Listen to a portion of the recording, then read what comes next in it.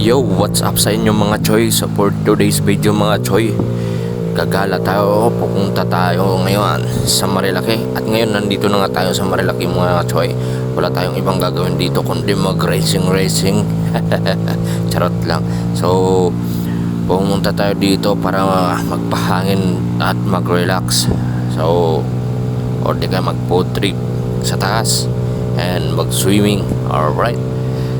So napakasulit talaga dito mag-ride mga lodi choy pag weekdays kasi wala masyadong dumadaan, parang solong-solo mo yung kalsada, ang sarap ng hangin. Alright, so marami pang namimitik dito mga lodi choy. Ayan, makikita mo yan, sa gedli lang sila nakapaligot. Ayan, alright, so may pitik out dyan mga lodi choy. Alright, thank you guys. So alright, diretso agad tayo mga lodi choy, papunta na tayo sa Marquez Bulaluhan. Alright, may ilan nagra-ride mga lodi choy. Ayan, makikita nyo, grabe napakasulit ng view dito mga lodi choy. Alright, so Vera, napaka maliwalas yung kalsada dito mga lodi choy, wala masyadong dumadaan and napakaganda ng panahon yung makikita nyo naman dyan. Alright, at madadaan natin dito ang sikat na ano ba tawag nito mga lodi choy, yung Big C. Nadaanan natin itong mga kalsada na to, maraming mga banking dito mga lodi choy. So ito na nga, Big C na yata to. Ito Big C. Alright, Big C na dyan mga lodi choy. Maraming mga banking dyan, maraming bumibili din ng lupa dyan mga lodi choy. Alright, chill ride lang tayo. Din sa unahan makikita din natin yung marami din kumakalat dito mga lodi choy. Ito yung kubo yata yung tawag nila dito. Alright, dyan marami din nakabili ng lupa dyan mga lodi choy. So ang susunod nating madadaanan is ito na namang Devil's Corner. Marami na din nakabili ng lupa dyan, marami na rin kumakalat. Grabe, napakasulit din naman kasi ng kalsada. Tapos yung iba, grabe talaga bumira magpatakbo dyan, no limit, hindi nila inano yung limit ng motor nila, wala silang pakialam. And dito madadaanan din natin yung Lagusan. Alright, so makikita nyo parang diretso sa gubat. Yan, napakaganda tingnan lodi choy, napakaganda ng view. Dandahan lang tayo kasi basa at wala tayong tapalodo. Yan yung Lagusan mga lodi choy, diretso na sa Encantadia. And sa unahan mga lodi choy, meron din tayong dadaanan na view deck. Ito yung view ng Santa Maria mga lodi choy, napakasulit din dito, marami din dumadaan at nagpapapicture ng mga rider dito mga lodi choy. Napakasulit ng daanan. So magpapalipad tayo ng drone dito, testing natin mga choy.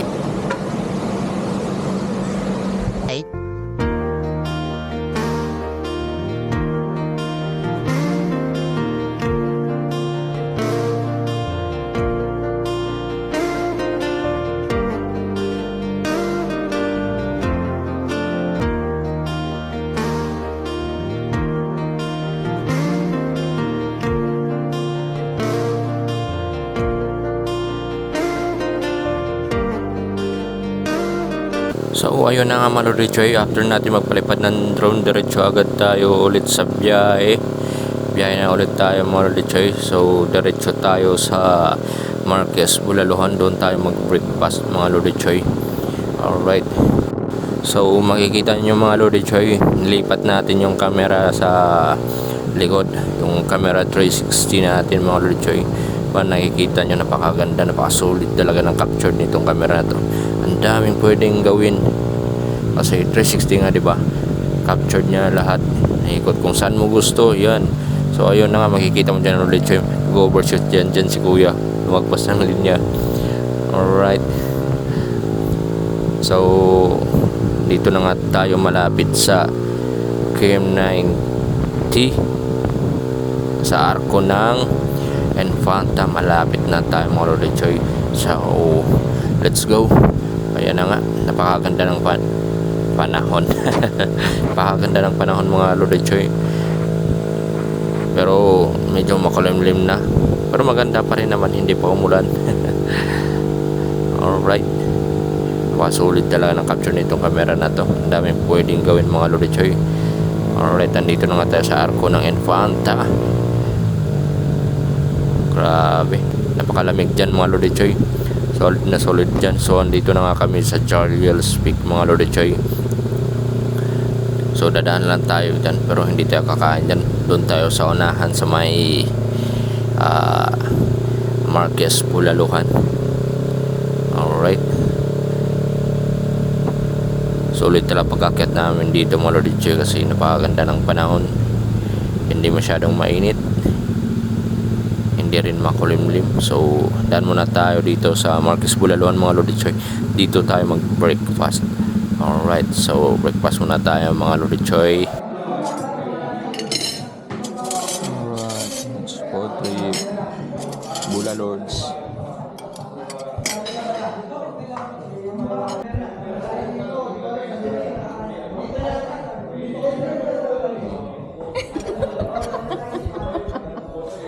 Kapag yan nalaglag, ako kasi ipit mo dun, ayaw mo.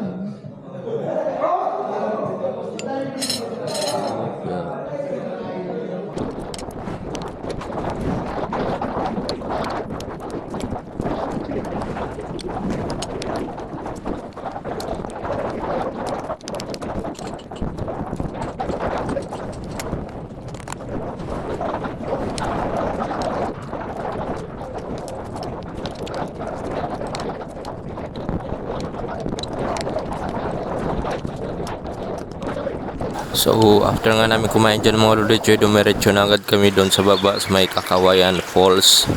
Alright, napakasolid dito mga Lodi Choy, napakalamig ng tubig. Yung tubig dito mga Lodi Choy, pwede mo gawing chaser. Tapos diretso lang kami pasok dyan mga Lodi Choy, kasi wala namang bantay sa entrance. Di na kami nagbayad. Pero joke lang yun, siyempre magbabayad tayo mga Lodi Choy. Napakaganda lang talaga dito sa nasa ano lang, gilid lang ng kalsada sa pangatlong tulay pag bumaba ka papuntang Infanta, Quezon. Alright, search mo lang Kakawayan Falls. Napakasulit dito mga Lodi Choy, sarap mag-relax and mag-chill dito. Alright mga sir, dito kami sa Kakawayan Falls, Santa Quezon. Good mga OBR.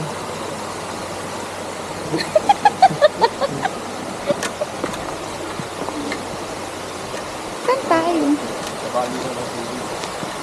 Pangatong libo ko na dito, sobra lamig dito mga sir.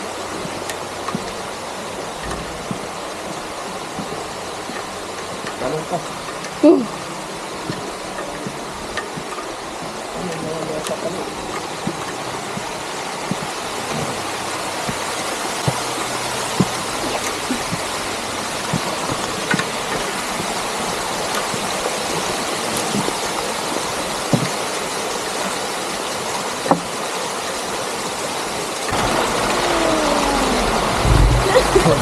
Sound effect yun.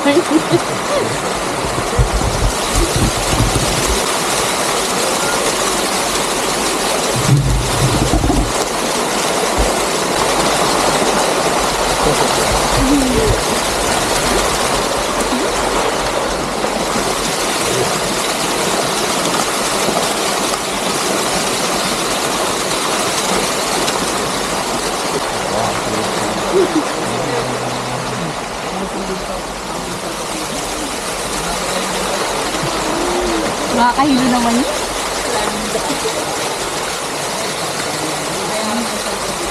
Ang lamig. So after namin mag-swimming and mag-chill dyan mga Lodi Choy, makiat na rin kami sa taas sa may tulay. Palipad kami ng drone. Alright, so napakita nyo, napakaganda ng view dyan mga Lodi Choy. Grabe. Saglit lang kami, balikan lang kami mga Lodi Choy. Tamang relax lang, bawas stress. Alright, grabe, solid talaga, napakaganda ng view dito mga Lodi Choy.